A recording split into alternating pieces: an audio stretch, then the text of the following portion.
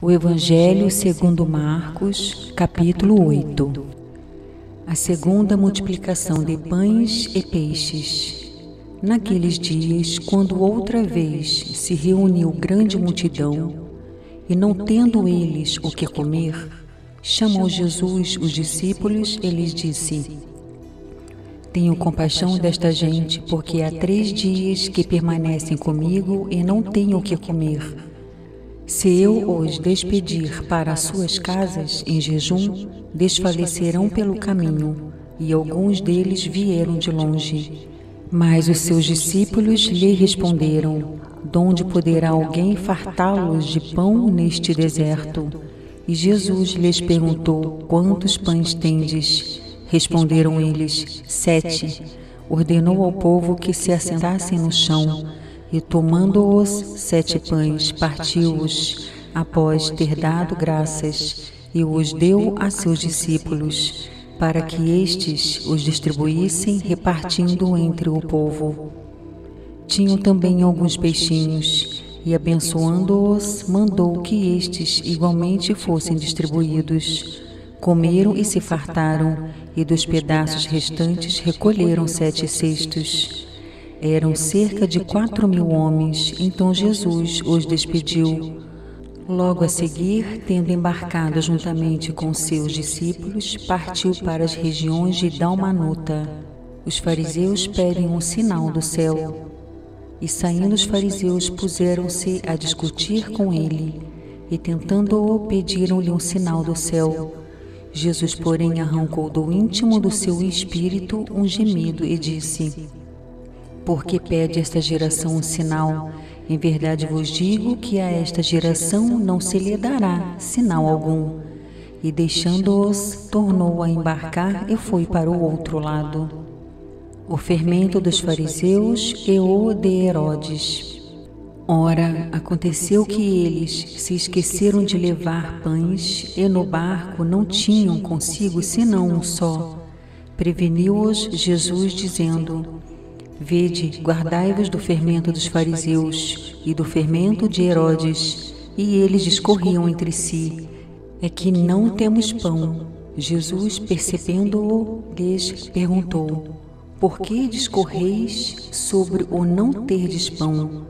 Ainda não considerastes nem compreendestes? Tendes o coração endurecido? Tendo olhos não vedes? E tendo ouvidos não ouvis? Não vos lembrais de quando parti os 5 pães para os 5.000, quantos cestos cheios de pedaços recolhestes? Responderam eles: 12. E de quando parti os 7 pães para os 4.000, quantos cestos cheios de pedaços recolhestes? Responderam: 7. Ao que lhes disse Jesus: Não compreendeis ainda? A cura de um cego em Betsaida. Então chegaram a Betsaida, e lhe trouxeram um cego, rogando-lhe que o tocasse. Jesus, tomando o cego pela mão, levou-o para fora da aldeia, e, aplicando-lhe saliva aos olhos e impondo-lhe as mãos, perguntou-lhe: Vês alguma coisa? Este, recobrando a vista, respondeu: Vejo os homens, porque, como árvores, os vejo andando. Então, novamente, ele pôs as mãos nos olhos, e ele, passando a ver claramente, ficou restabelecido, e tudo distinguia de modo perfeito. E mandou Jesus embora para casa, recomendando-lhe: Não entreis na aldeia. A confissão de Pedro. Então Jesus e os seus discípulos partiram para as aldeias de Cesareia de Filipe. E no caminho perguntou-lhes: Quem dizem os homens que sou eu? E responderam: João Batista. Outros: Elias. Mas outros: algum dos profetas. Então lhes perguntou: Mas vós, quem dizeis que eu sou? Respondendo Pedro, lhe disse: Tu és o Cristo. Advertiu-os Jesus de que a ninguém dissessem tal coisa a seu respeito. Jesus prediz a sua morte e ressurreição.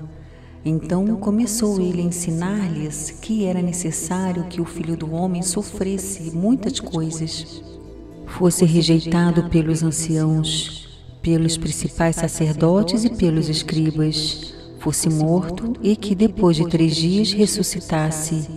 E isto ele expunha claramente. Mas Pedro, chamando-o à parte, começou a reprová-lo. Jesus, porém, voltou-se e, fitando os seus discípulos, repreendeu a Pedro e disse: Arreda, Satanás, porque não cogitas das coisas de Deus, e sim das dos homens. O discípulo de Jesus deve levar a sua cruz. Então, convocando a multidão e juntamente os seus discípulos, disse-lhes: Se alguém quer vir após mim, a si mesmo se negue. Tome a sua cruz e siga-me. Quem quiser, pois, salvar a sua vida, perdê-la-á. E quem perder a vida por causa de mim e do Evangelho, salvá-la-á. Que aproveita o homem ganhar o mundo inteiro e perder a sua alma? Que daria um homem em troca de sua alma? Porque qualquer que nesta geração adúltera e pecadora se envergonhar de mim e das minhas palavras, também o Filho do Homem se envergonhará dele, quando vier na glória de seu Pai com os santos anjos.